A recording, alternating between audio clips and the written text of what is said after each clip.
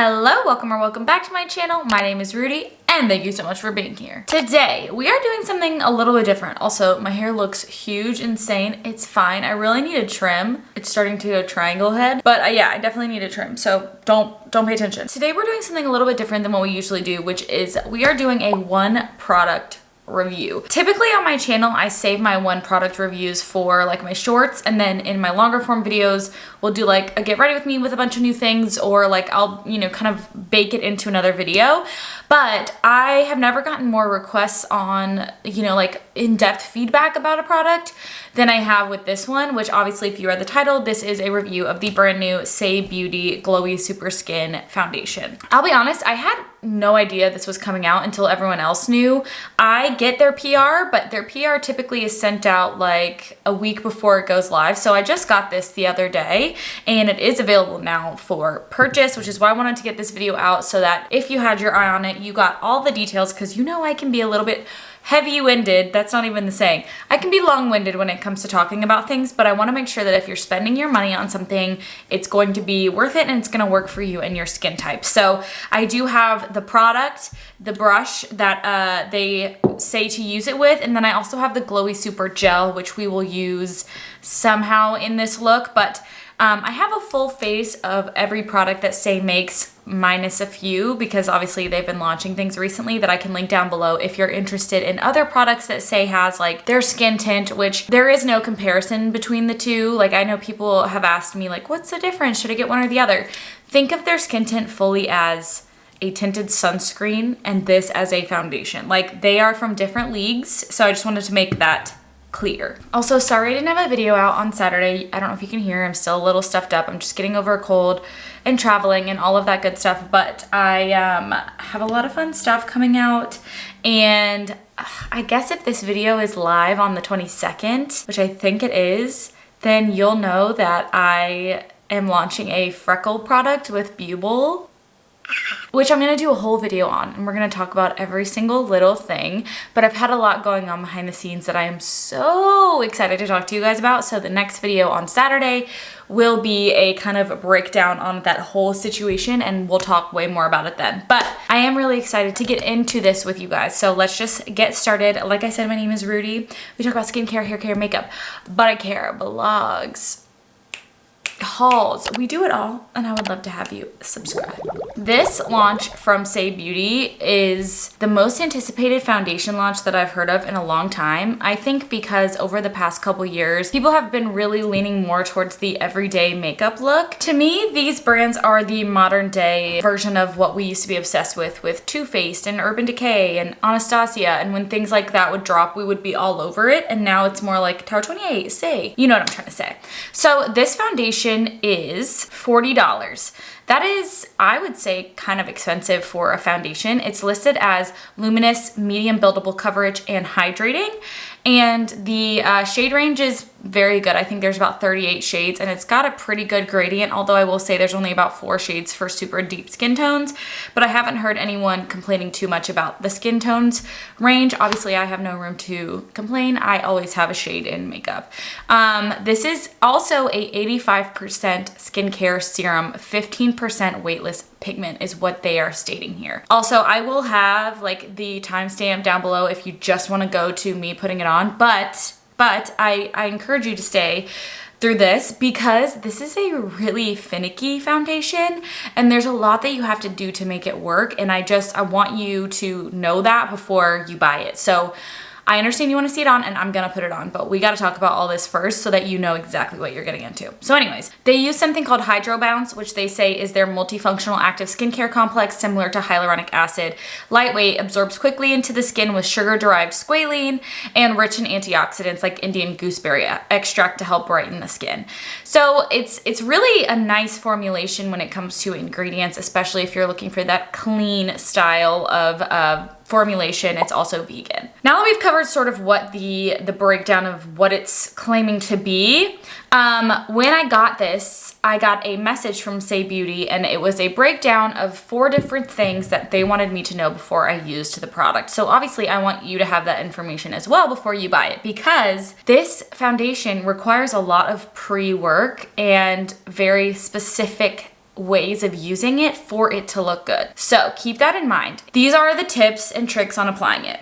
Number 1, it is for all skin types, however, prep may vary. Since this foundation is 85% skincare serum, we suggest keeping the skin prep quite light or even applying it to bare skin. So full stop there. I will say I've already tried this and I have a quick review on it on my TikTok and Instagram, and it didn't sit super well on my skin because apparently I used an SPF beforehand. I don't know if this is a more nighttime product that doesn't want to have an SPF on the skin, but it's very finicky about how it works with other products underneath it. So today, to get the best option for it to look its best, I had on a lightweight hydrating serum and a lightweight moisturizer on, and I've let it sit now for over 20 minutes, and I'm not wearing an SPF, so we can see how it looks. I've already tried it with an SPF, now we're trying it without. We're giving it the best shot that we can to look good. Going back to number 1 really quick, I did post my little first impressions review on Instagram, and they mentioned that if I do want to wear an SPF with it, I should try and use their SPF with it, which I get.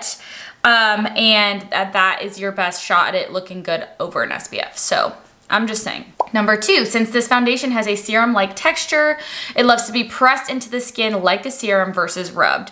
So I find this to be hard for me because with a brush, I am a person who presses and makes small movements like this.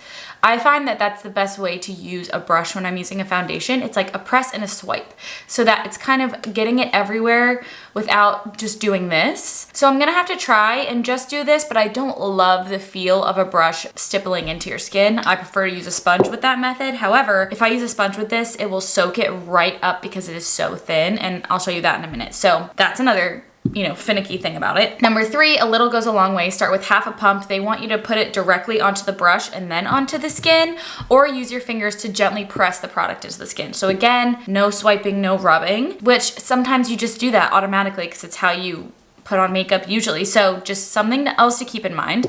And also, if you are using a brush with it and it's not this brush, you're gonna wanna make sure it's really dense and doesn't just you squeeze it on and the product just goes right into the base of the brush, because then you're losing all of that product. So like for example, a brush like this, you can see how it's like really fluffy on the top. If you squirted that on here, it would just go straight down in the middle of this and you would have no product, whereas this one is super dense, very thick. So keep that in mind as well. Lots to keep in mind. Number 4 is regarding the Glowy Super Gel.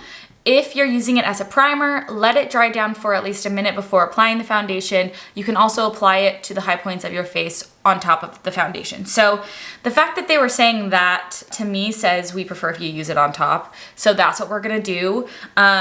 It's really hard for me because it's not hard for me, but I like using a primer before I go in with a foundation because I feel like it helps hydrate the skin. And I would go in with something like the Glowy Super Gel or the Merit Great Skin before this, and that is not what they want. So we are going to listen to them and do as they say. However, keep in mind, this is a very finicky product and it takes a lot of specific ways to use it to make it look good. That's hard for me to recommend to everyone because I know not all of you may not have this. All of you may not have the exact technique of how to put it into the skin. Maybe your skincare beneath it doesn't look good with it. Like, you know what I'm trying to say? It's a lot, but that doesn't mean that we're not gonna try it and that we're not gonna like it, because I will say, again, right before we start, they also mentioned shaking it up really good. So make sure you do that if you are gonna purchase this. It wore a lot better with time. So I'll pop in a little video of me right when it was on, and then I don't know, 4 or 5 hours later, it looked much, much better. So it does sit in the skin and hydrate the skin and make it look better over time, which I can appreciate for sure. But I also like it when my product looks good right on first application. You know, I don't want to leave the house and it not look good. So I just wanted to make sure you had all of that information before you spent $40. So I'm in shade 11. They sent me 11 and 12. 11, I do believe, is light medium with a peachy undertone, and then 12 is light medium with a cool undertone, and 11 works best for me. I think it's a good shade range, and I will say I think they pull slightly warm, but keep that in mind. Okay, I am shaking, and I am going to start with, as they said, half a pump on the base brush and go in on the right side of my face, and then we'll do a little comparison. So here we go.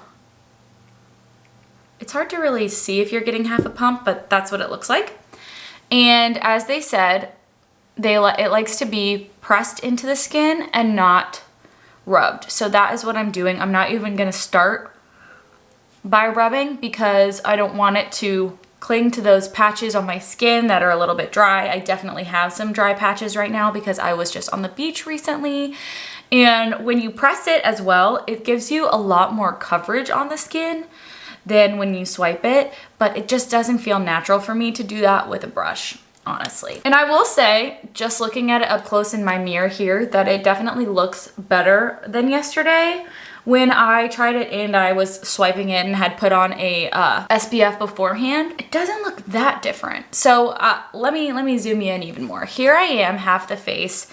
I had no serum on, nothing beforehand, and I will say it's not quite as glowy as I would like a typical foundation to look because I like to put on a primer underneath it to hydrate my skin. So even though this is hydrating my skin in some capacity, it still feels like my skin is a little bit dry underneath it.